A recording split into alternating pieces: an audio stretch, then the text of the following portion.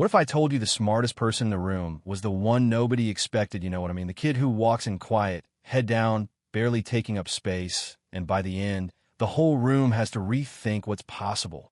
That's how it started the day Aaliyah Johnson walked into the regional math competition. Just another face in the crowd, except if you paid attention, you'd see that spark in her eyes, the way her fingers never stopped drumming the edge of her clipboard, like she was working through problems even while waiting for her name to be called.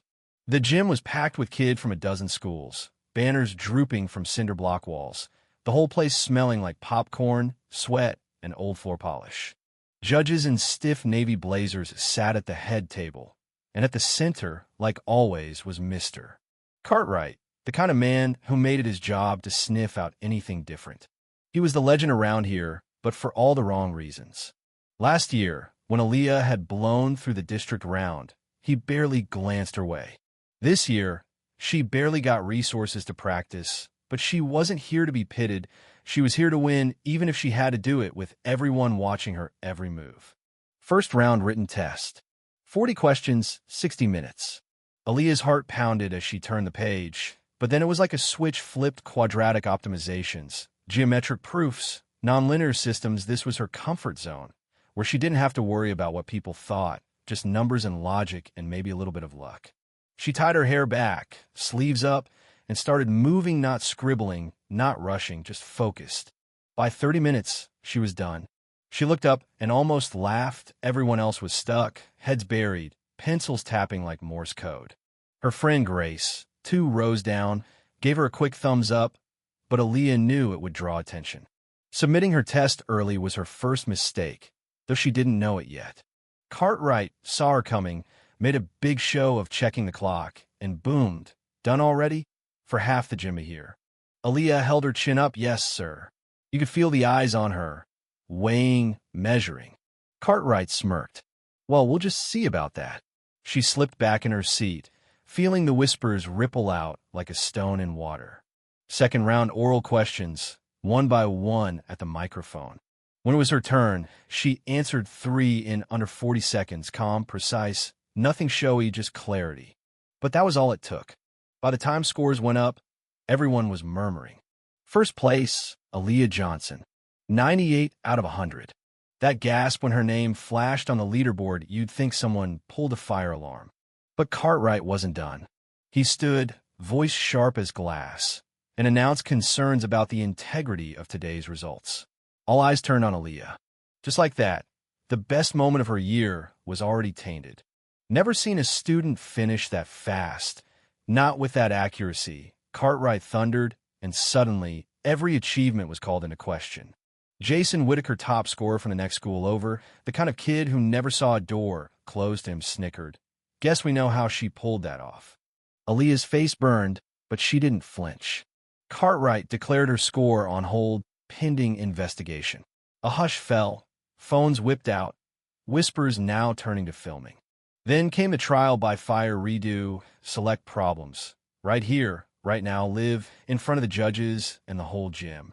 If you've never felt what it's like to be put on trial just for being you, let me tell you, your hands shake, your mind spins, but somewhere in there, that stubborn little fire says, not today, not again. So she took the marker, 3 hardest problems pulled from the stack, and went to work, except this wasn't textbook stuff. She used her own methods, shortcuts born from late nights, scribbling on the wall above her bed, patterns she saw where others saw chaos. People leaned in, even Cartwright started to frown, not out of suspicion, but confusion. Grace's eyes went wide. Wait, is she using substitution inside a quadratic optimization? Another student whispered, that's not in any of our textbooks. Cartwright, pen tapping, checked the answer keys, nothing matched. Mr. Reyes, a young assistant judge, looked up. Her answers are technically right, he whispered. The logic holds. Cartwright grumbled. We're not here to reward shortcuts. When Aaliyah finished, she faced the judges, hands trembling. There. Cartwright spat back. This isn't how we teach these problems. Risky shortcuts don't prove mastery. Just raises more questions about how you learned. The crowd bristled. Grace shouted. She solved them live and under pressure. The gym started to wake up. Reyes stood, Voice firmer now. This student didn't cheat. She demonstrated creativity. We should be celebrating. Cartwright snapped. This isn't your call. Reyes didn't back down. Maybe not, but I'm filing a formal objection. Suddenly, the power dynamic shifted. Phones up, parents whispering, students on edge. For the first time, Aaliyah felt like she wasn't alone. Cartwright and Reyes went back and forth. This is about process and integrity. Cartwright barked, but Reyes pressed. You're punishing her for doing what you don't understand. Students started shouting. She solved it. What more do you want? It was a standoff. Aaliyah stepped forward and asked, May I explain my method? Cartwright hesitated, but Reyes nodded. I think we'd all like to hear.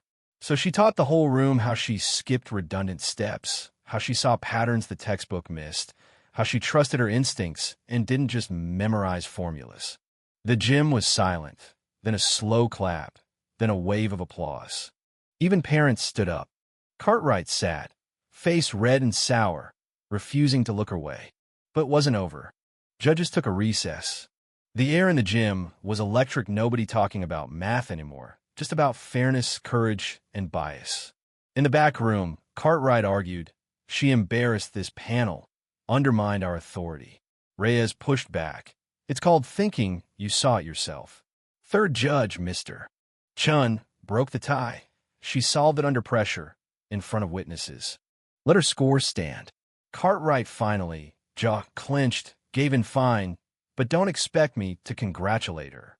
When they returned, Cartwright gritted his teeth and announced, Aaliyah Johnson's score will stand. The gym erupted cheers, whistles, Grace hugging her like she'd just won the lottery. Aaliyah's mom in tears, the kind that come from pride and heartbreak mixed together. As Aaliyah walked up for her medal, Cartwright barely looked at her, muttering, well, at least you're good at showing off. Even then, that old sting tried to sneak in. But when Aaliyah reached the microphone, she found her voice today wasn't about performance. It was about proving that different doesn't mean wrong. Sometimes the smartest solution doesn't follow your script. The crowd lost it. The applause rolled over her like a wave. For once, she felt tall, strong, unbreakable. That night, in her tiny room, medal still hanging around her neck, she got the email that changed everything. National STEM Scholars Program wanted her in Washington, D.C. after seeing her problem-solving method. She screamed, sent it to Grace, then hugged her mom until both were laughing and crying at the same time. The next day at school, even the kids who never looked her way nodded in respect. A freshman shyly asked, do you tutor? And for the first time, Aaliyah didn't hesitate. Yeah, I do.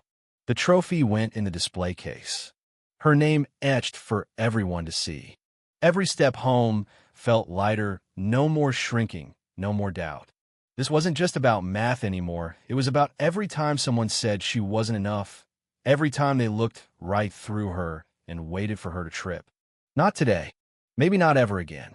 As the sun went down, she smiled to herself because she hadn't argued, hadn't screamed, just picked up the marker and rewrote the story.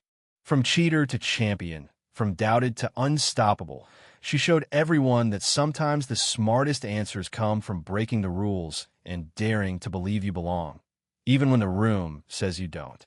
So, tell me if you've ever felt underestimated, if you've ever had to prove your place over and over.